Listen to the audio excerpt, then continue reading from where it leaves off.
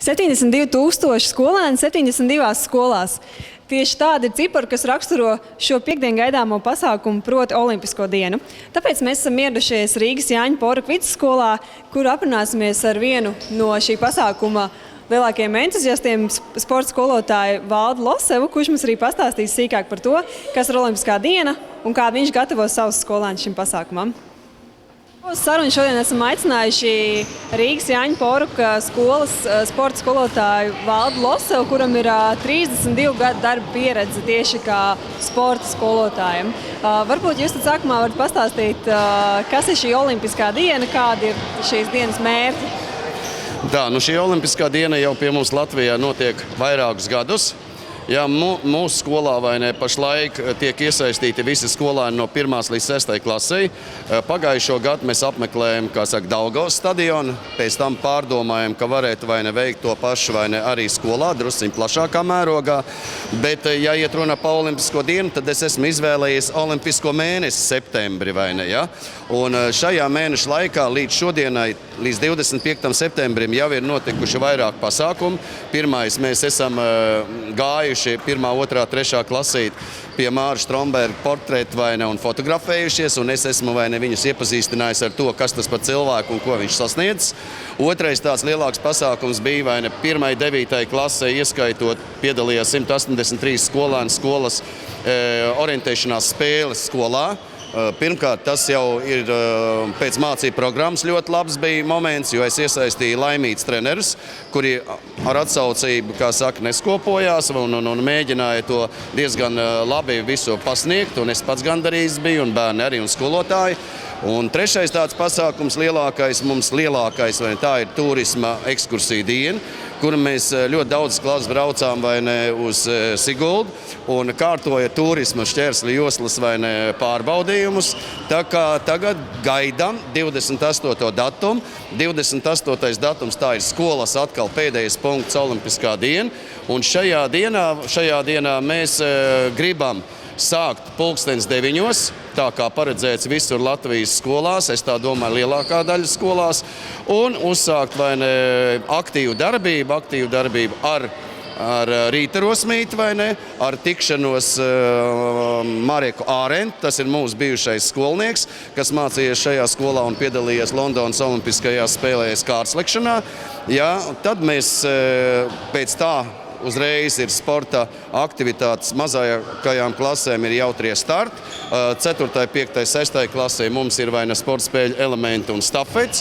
Lūk, tāda mums ir 28. datuma programma, kura beidzās ar, protams, apbalvošanu un mājās 1:30. Lūk, šāda programma. Tā sacensība, viņi tā kā notiek starp vienas skolas skolēniem vai dažādi skolu? Jā, sacensības notiek tikai mūsu skolas ietvaros, tā ir viena ēka mums ir, un mums ir vēl viena ēka, tā ir Libeks ielā, tur ir cits sporta skolotājs. Mēs tikai strādājam kopīgi koordinēti, viņi savukārt piedalīsies arī ar tādām pašām programmas ievirzēm, bet izmantos Ķeizarmeža sporta bāzi. Tur ir izīrēta uz 3 stundām lielā sporta zāle. Un arī tāpatās 9:00 ir sākums ar visu himnu, karogu gan mums nav, ar visu himnu un visām pārējām simboliskām lietām, lai būtu bērniem kaut kāds arī priekšstats, kas tāda ir Olimpiskā diena. Skaidrs, jūs pieminējāt arī šo rīta rosmi. Ir zināms, ka šogad šīs rīta rosmas izveidē roku pielikuši 7 sporta skolotāji. Jā, vai jūs arī esat šo skolotāju vidū? Nē, es neesmu šo skolotāju vidū, es esmu skolotājs, kur, piemēram, varbūt vienai otra lietiņa skatos drusciņ savādāk, jo 1. klases bērniņi vēl tik strauji to rīta rosmīti nevar, bet praktiski mēs mēģināsim kaut ko līdzīgu tur veidot, ar to rīta rosmi. Protams, es esmu rīta rosmi noskatījies, protams, es esmu pamēģinājis, protams, es esmu sagatavojis 2 meitenes, arī, kuras varbūt tās, es teikšu tā, 17, 18 gadīga meitene varbūt tās daudz koordinētāks nekā viens otrs skolotājs ir. Jā, līdz ar to es tādas iespējas skolā izmantoju. Jūs minējāt arī sarunas gaitā par to, ka skolēni Olimpiskajai dienai tiek gatavot arī ārā apstākļos. Minējāt Siguldā orientēšanās sacensības nozīmē, ka arī ikdienā jūs viņus tā kā vairāk orientējat uz uz ārā nodarbībām, nevis telpās? Sporta stundas mums notiek ārā vispār, vai ne? Olimpiskā diena vai ne ārā mums ir ieprogrammēta tikai tādā gadījumā, ja ir silts, kaut arī sola, kad piekdien ir 18 grādi, vai ne? Ja? Bet vispār doma ir tāda, ka viss notiks šeit zālē.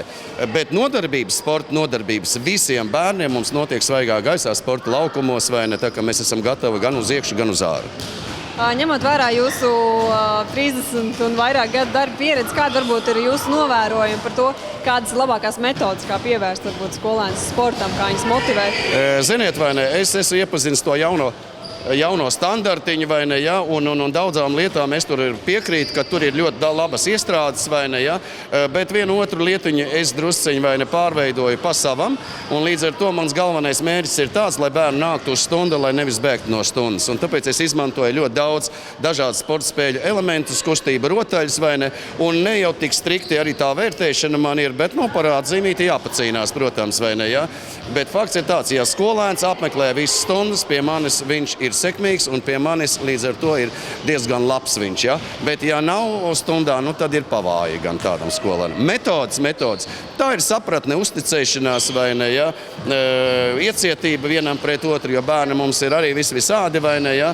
Un arī tāda diferencēta pieeja vienam pret otru, vai ne, kā saka, nu, jāprot uzklausīt arī to bērnu, vai ne, ja? Jo apstākļi diezgan grūti ir, vai ne, vienam otram, mūsu mikrorajonā vismaz. Tā kā arī varbūt izvērtējat, kas konkrētam bērnam labāk patīk, kas labāk padodas?